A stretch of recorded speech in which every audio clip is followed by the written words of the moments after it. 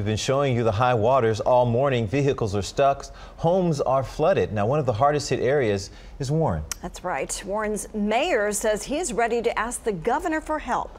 Fox News' Amy Andrews is live now with the latest. Amy? Good morning, guys. I'm here at the corner of 13 and Van Dyke where the waters have receded, but evidence of the flood still visible everywhere in the form of abandoned cars and mud on the bridge over the Red Run drain here. You can see the debris where the water was so high. That's one of the reasons things were so bad in Warren in this area, this Red Run drain here. The water was so high that you can actually see the water line. I'll show you that here in just a second. But folks got stuck here on Van Dyke, hundreds of them in their vehicles because the water was 3 to 5 feet high.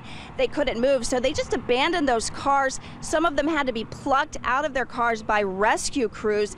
They flocked to Buddy's Pizza and the Lowe's in this area, and eventually they were all transported to the Warren Community Center where they took refuge until the waters receded.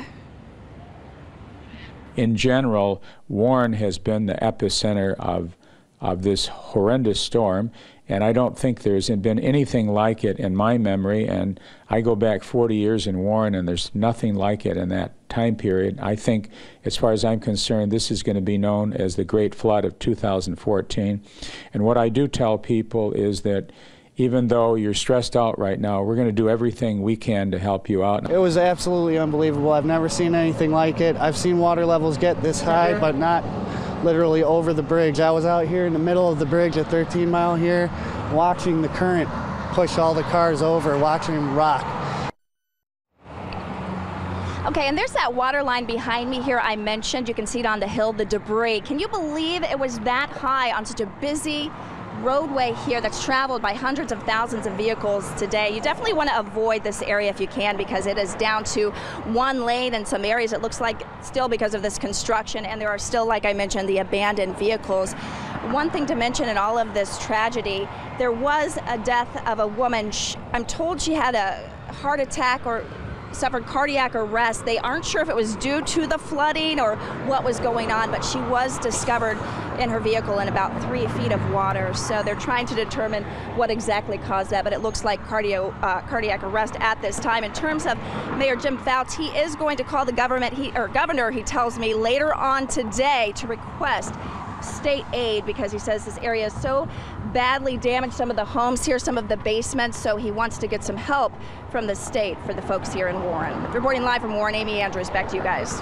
Yeah, it is totally devastated out there, Amy. Terrible to see that. I'm curious about the cars that were left abandoned that the city now has to deal with. Where are they putting those cars, and how are people going to be able to find them? Great question, Sherry, and I did talk to the mayor about that. We've seen several different private towing companies out here picking up the vehicles, and they're actually paying, the people are paying to have their vehicles towed. So they're taking them to those private towing yards. Now, the mayor did tell me he found one company, J&M Towing from Romulus, who offered to tow vehicles for free, but he said everybody else was charging people when they came looking for their vehicles.